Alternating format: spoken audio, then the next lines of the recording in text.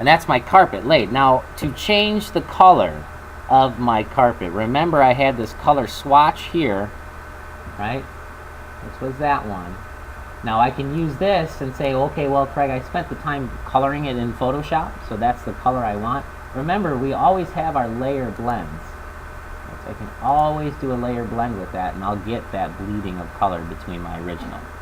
Right, now, if I want to have it dynamic, like we've seen in the example, I can always turn off that swatch of color. And then here's the new kind of, we've learned adjustment layers in the lecture, color correction, right, in that lecture on color profiling, right, and gamuts and everything else. Inside there was showing you how to do a new adjustment layer, and that was just your introduction, right, because it goes through every layer.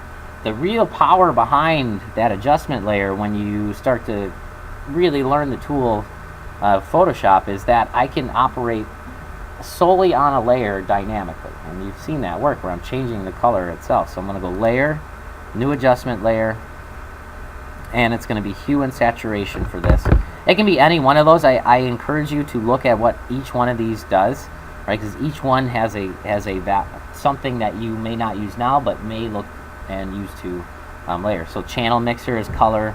Black and white will just take it and make it black and white. Photo filters will add like a yellow or an orange to like the whole thing. So if I had like a carpet texture and I just wanted to warm it up a little bit, I would add orange into it. But in this case, I'm just going to do hue and saturation. Now the key to this is if I don't check use previous layer to create clipping mask, what's going to happen is it's going to affect, this adjustment layer is going to affect everything below it in the layer stack. So if I check this box, it will only affect the layer below it. So now it's only going to affect the carpet layer.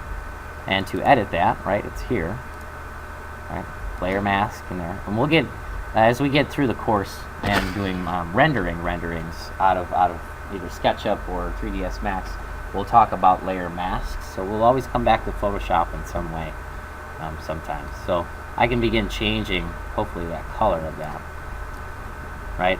So in this case, because my image started out as black and white, my texture, right, I don't have any color in it, so I'm not able to change the color. So in this case, I need to have my carpet in, and I need to have it overlaid. Okay, so that color swatch, even though it's magenta, I'm just using that as a container of pixel color data, right? And then that's what gives me dynamicism.